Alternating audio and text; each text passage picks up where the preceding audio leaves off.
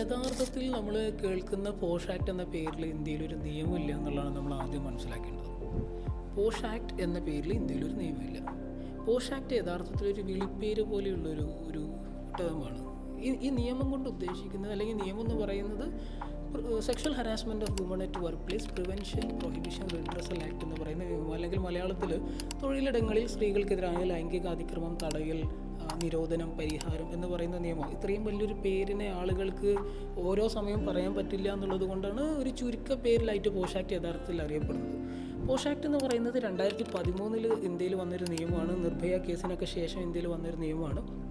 തൊഴിലിടങ്ങളിൽ സ്ത്രീകൾക്കെതിരായിട്ടുള്ള ലൈംഗിക അതിക്രമം തടയാനും അത് നിരോധിക്കാനും, നിർഭാഗ്യവശാൽ ഏതെങ്കിലും തൊഴിലിടത്ത് ലൈംഗിക അതിക്രമം സംഭവിച്ചാൽ അതിൻ്റെ നിയമപരമായ സംവിധാനങ്ങൾ ആ സ്ഥാപനത്തിൻ്റെ ഉള്ളിൽ വെച്ചുകൊണ്ട് തന്നെ, അതായത് തൊഴിൽ സ്ഥാപനത്തിൽ വെച്ചുകൊണ്ട് തന്നെ, തൊഴിലിടത്ത് വെച്ചുകൊണ്ട് തന്നെ പരിഹരിക്കാനുമുള്ളൊരു സംവിധാനമാണ് പോഷ് ആക്ട് എന്ന് പറയുന്ന നിയമം കൊണ്ട് ഉദ്ദേശിക്കുന്നത്.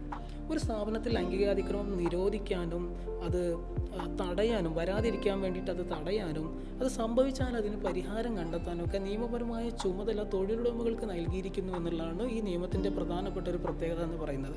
മറ്റൊന്ന്, ഈ നിയമത്തിലൂടെ നമുക്ക് സിവിലിൻ നേച്ചറായിട്ടുള്ള നടപടികൾ സ്വീകരിക്കാൻ പറ്റും എന്നുള്ളതാണ്.